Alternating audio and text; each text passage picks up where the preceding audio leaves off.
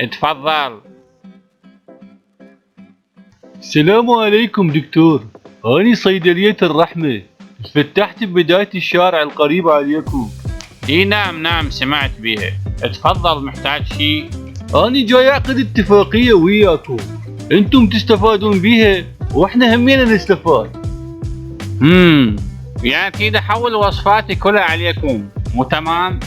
تمام، أنت هسه اختصرت لي الطريق، يعني تكتب لي الوصفات باللغة المسمارية وإحنا نستفاد وأنتم تستفادون، شو تقول؟ ما عندي مشكلة، بس اني اخذ 50-50، يعني النص.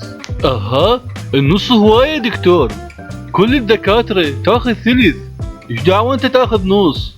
أنا دكتور معروف وعليه هواية مراجعين، وأنت تعرف كل زين بهذا الشيء. بعدين أنت ما راح تدفع من جيبك، أنا أعرف كل زين شلون تطلع أرباحك.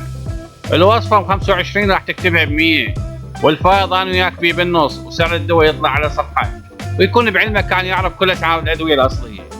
إذا هيجي متفقين، وإذا ما تقبل أنا عندي هواية مراجعين بدون زحمة. بس هيج دكتور، الوصفة راح تصير كلش غالية، واخاف الناس خطية ما تقدر تشتريها. وانت شنو علاقتك بالناس؟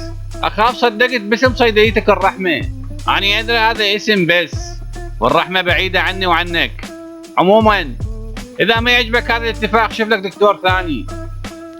لا اقبل، ما عندي غير القبول، يعني بس انت الدكتور المعروف القريب علي، ومتفقين وماكو مشكلة.